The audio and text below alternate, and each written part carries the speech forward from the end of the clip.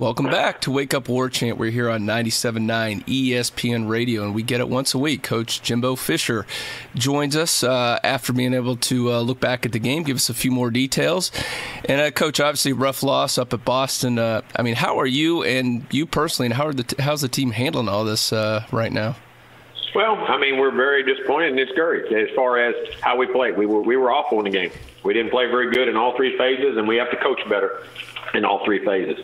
And that starts with me. And I can say the first games, the other games we lost, listen, we made technical errors and key moments, but we competed very well. Our fans deserve better as far as how we competed in this game. And we're going to get that fixed. I promise you that. We're going to compete in games. And that was the first game we lined up and just got beat. And that's very disappointing. And, Coach, I know you said after the game that you guys didn't quit. And it seemed, even though the score where they were ahead, it seemed like you were somewhat competitive that first half. Second half, I think you guys had 39 total yards in the second half. If they didn't kind of give up on you, what happened in the second half to the mentality of the team? It's 2 3rd and 1, fumbled a punt.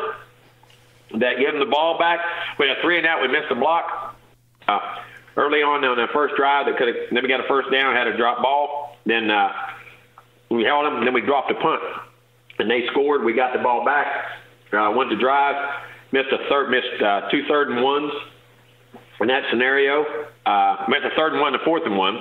Went for it, and missed a 3rd and 1 later, and just didn't convert. We just didn't execute. We ran the ball, got a couple yards here, never to get many first downs, and just didn't execute at the right time. That wasn't about quitting. We just didn't execute and get done what we need to get done. Defensively, the 2 scores we gave up come off of the drop punt and the 4th down turnover, but at the same time, we don't give up just too many yards in some different situations, and didn't know how to execute.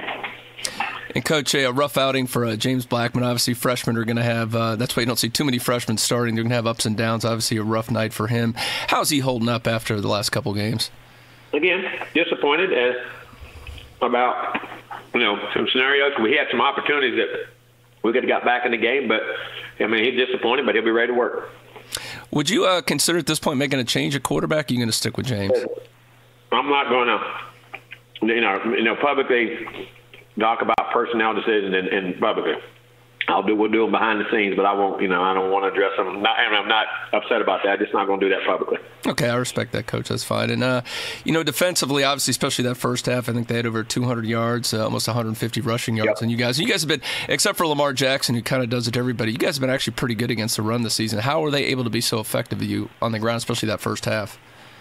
We had to fit gaps better. We had to fall in outside and have misfits on how we were fitting the gap from either safety linebacker situations. 6 of them would do it, 7 of them wouldn't. They find a little crease in there and push it, and we're also very physical. Allowing 3-yard runs to become 5-yard runs, pushing the pile, doing things like that, and we just didn't fit them at the right way and play physical enough at the point of attack. Now, you mentioned special teams, Coach. Obviously, another rough night down. Without getting into specifics on personnel, would you consider shaking some things up there as well, since some things haven't gone right? We have to evaluate things, like we said, and get better. We had the 2 messed up punts, and we had a critical penalty on a big return we had, and I had a roughing the kicker, which was that was very skeptical. But at the same time, that was 4 critical penalties on special teams, and we had been doing a great job. So we'll look at everything and make our judgments. Now, I know you said, I believe a couple of times you've been asked about it, so you're not a fan of doing anything mid-season in terms of coaching changes or any major staff shakeups. So would you reconsider that the way things have gone, or are you still going to confident in your staff right now? I just said I'm not going to comment publicly on personnel. Gotcha, Coach. Well, let me see if you'll do this, because obviously news came out not too long ago that Coach McElwain was let go at Florida. After 7 games, what are your thoughts on that? Well, Jim's a great guy. I don't know all the circumstances, but he's a heck of a guy and a heck of a football coach, and I know he'll do well. And I hate it for him and his family and for the players at Florida. And, Coach, obviously you got some young guys who are getting more and more playing times. Do you consider doing that and giving some of the younger guys more reps at this point as the season goes on? Again, we'll evaluate the things that we got to do that we think will put the best guys to win the game and what we're trying to do, and we just got to keep doing that.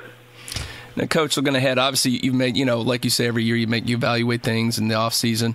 I know you guys look pretty close internally at how things have gone for you. Do you also look externally at ways some other programs have done things? And the way I point out specifically, obviously, some things at Notre Dame, Brian Kelly did a lot of things there. Would you actually look outside to see how other people do stuff? We look everywhere. We always look outside. We're constantly looking inside, outside, and around at different scenarios. All right, Coach. The last thing we'll just talk about Syracuse. Obviously, a very unique system they run. Dino Babers has them playing really well up there with that up-tempo offense. I mean, how do you get your guys prepared for such a unique offensive system?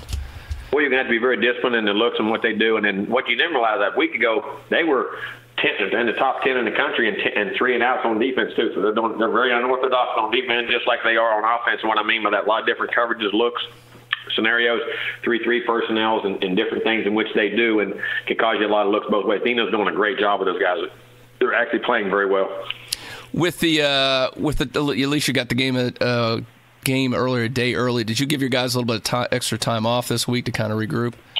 No, we have to. I mean, Saturday had to be the day off for the week before because we had no day, and Sunday's our day off for the next week. So there's nothing we're allowed to do with them. Gotcha. To NCAA quality. I mean, so that's the NCAA rules. Do you think that may be helpful to have a couple days of just downtime? Well, hopefully get to reevaluate things, soul search some things, and be ready to hopefully be fresh when you get back on the field on Monday. All right, Coach. Well, I appreciate it. Good luck this week, and we'll talk to you soon. Thank you. Thanks.